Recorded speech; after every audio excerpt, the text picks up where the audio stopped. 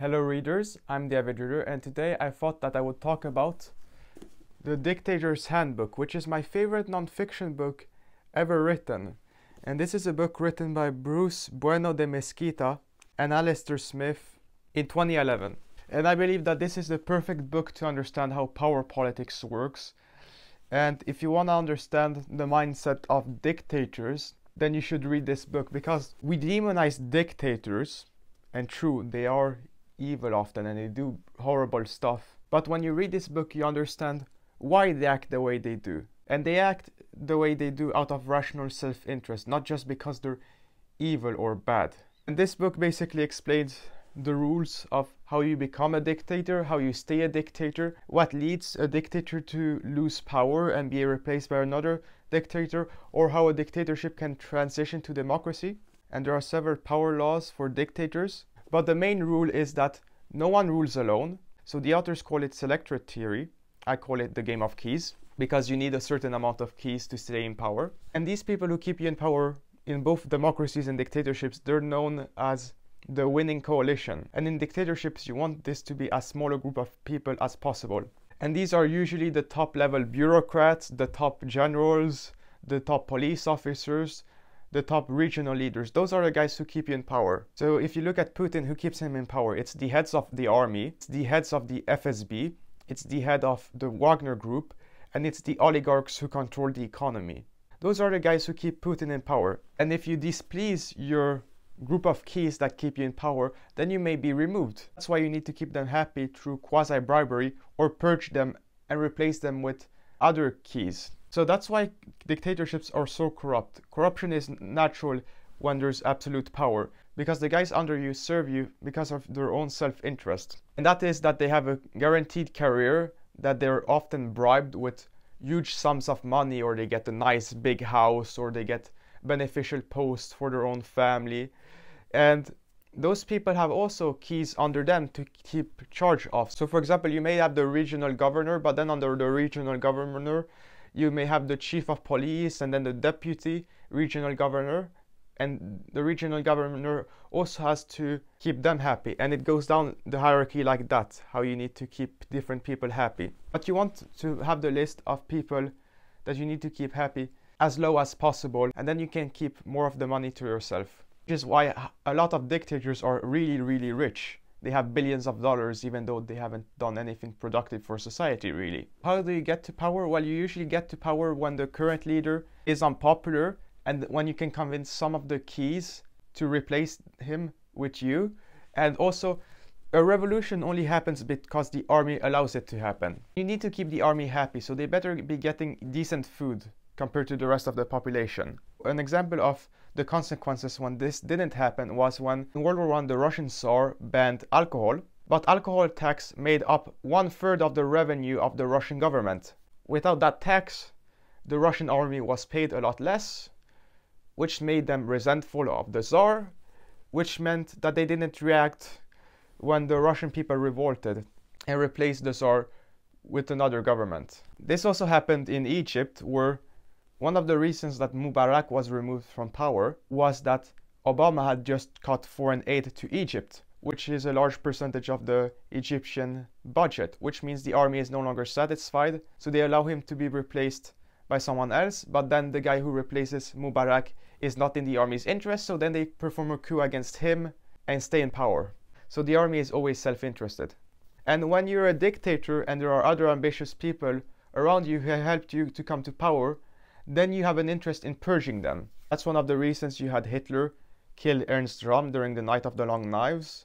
That's also why Stalin purged pretty much all of the communist leadership around him after he came to power eventually, so that he had no serious rivals. To stay in power, one of the best things you can do is have a dynasty and put family members in high positions of influence. As the ruling coalition, the guys who keep you in power, they like stability for their own careers. But if they don't know what's gonna happen after you die, then they may have an interest in replacing you more early. Especially if you may get sick, because if you're sick, then you seem weak, and then you may not be able to maintain power, so they may replace you. That's why you have a bunch of dictatorships, so-called republics, that have dynasties, where they replace the dictator with the dictator's son afterwards.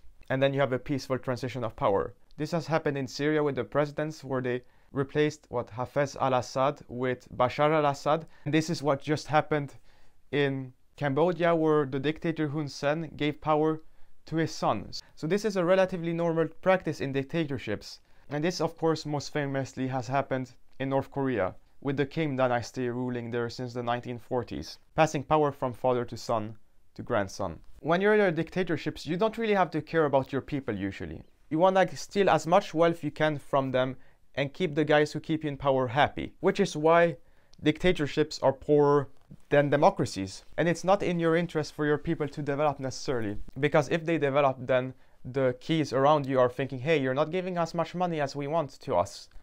And also, if you start becoming wealthier, then you start developing your own ideas, which makes revolt more likely. People who are starving are less likely to revolt than people who are well educated, which is one of the reasons why dictatorships that developed relatively quickly, such as in Taiwan or South Korea, eventually gave way to democracies, because then you had an educated middle class who were fed up with the dictatorships. But if you're an illiterate peasant, you're not gonna revolt usually, unless you have some leader who guides you there. One of the godsends for dictatorships that people in democracies don't realize, unfortunately, is foreign aid. Because foreign aid often does not really help the people who are starving in those dictatorships. Because those dictatorships often take the food or the money or the help for themselves, or they at least take a cut of it. And of course, if you're getting money from abroad, then you don't need to worry as much as getting money within your own country. That is what happens with the UN or the United States sending a bunch of foreign aid to dictatorships, and then with that money, dictators bribe their keys to stay in power. And then if you cut that aid, then those dictators' power position is very unstable. That's one of the reasons why dictatorships that were stable during the Cold War quickly collapsed after the end of the Cold War, because the United States had no longer any interest in sending aid to those countries. Now, there are of course strategies to make dictators transition to democracy. So you can have foreign aid conditional on a certain amount of goals that need to be reached, otherwise you need to withdraw the foreign aid. You can also offer a golden parachute to dictators, since if a dictator loses power, it's highly likely that he is going to be killed or sent to prison. So he really wants to remain in power out of his own self-interest. So offering them a golden parachute where they become the constitutional monarch of their country, or where they go into exile, relatively wealthy, that makes it more likely for them to give up power voluntarily. Conversely, indicting someone in the International Criminal Court makes them much less likely to give up power voluntarily, and they will only be successfully prosecuted for their crimes if they're removed from power involuntarily, when keys around them abandon their support. You also need a winning coalition in democracies. Now, there are three groups of people to understand power. You have the interchangeables, and in democracies, these are the people who don't vote. And people who don't vote, you don't need to care about them to get elected. Then in democracies, there are the influentials. This is everyone who votes. And then you have the winning coalition, which is the people who get you elected into power. Of course, in a democracy, you want to change the rules of a system as much as possible in your favor to get elected more easily with less and less votes. So these authors argue that the popular vote system is the best one, because then you have the largest winning coalition required to get you elected. And of course, the larger the coalition, the more you need to care about giving out public goods that benefit everyone instead of just private goods that benefit a few. That's why usually in democracies, you have special interest groups that get people elected. So you have farmers or you have pensioners. They are part of a particular winning coalition, and then they get benefits at the expense of everyone else once the politician is elected. Conversely, on the other side, you may have people who want to be taxed less, which they elect a politician for that, which leads to tax cuts, which is beneficial for them, but one could argue is bad for society. So this idea that politicians represent everyone in society in theory, that's not really true, even in democracies.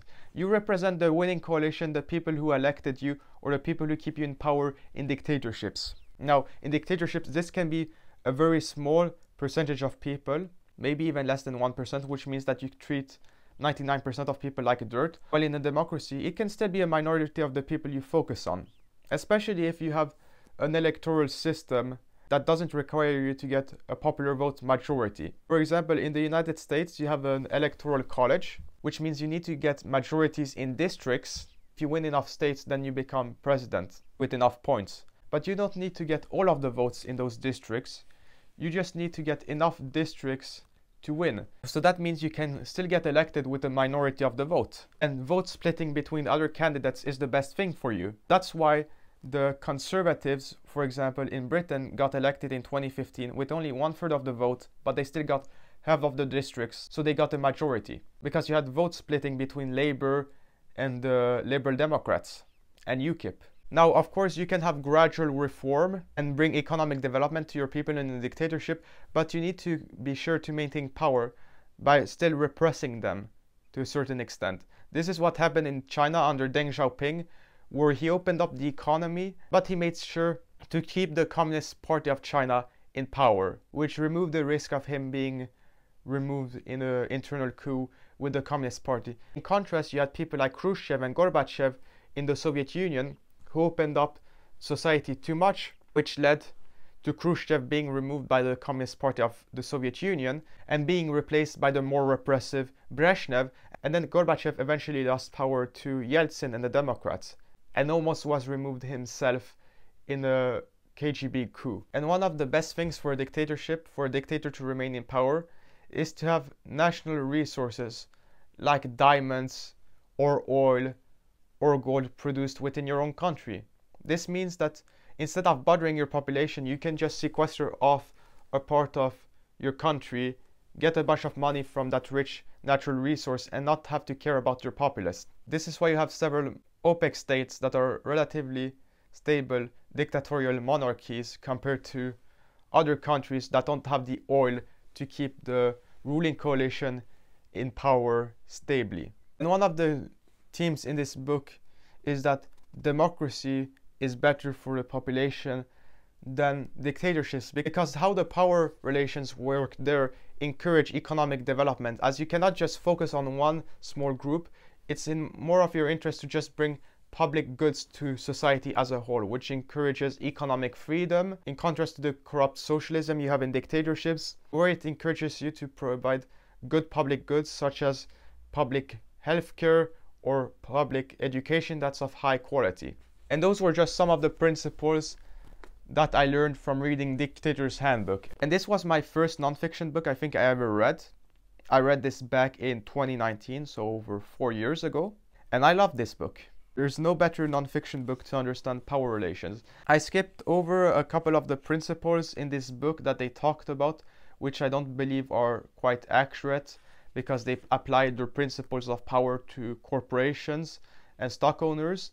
But apart from that, it's a almost perfect read. There's so much good wisdom in this book to understand how dictatorships and also democracies to a certain extent work. And that is why you should read Dictator's Handbook, without a doubt. Now, if you like this in-depth analysis of a book, then let me know in the comments and I may do another in-depth analysis of another book eventually. Otherwise, if you're interested to learn about geopolitics, then you can check out this playlist of geopolitics books that I have reviewed. Having said that, I'm the Avid Reader and I will see you readers next time.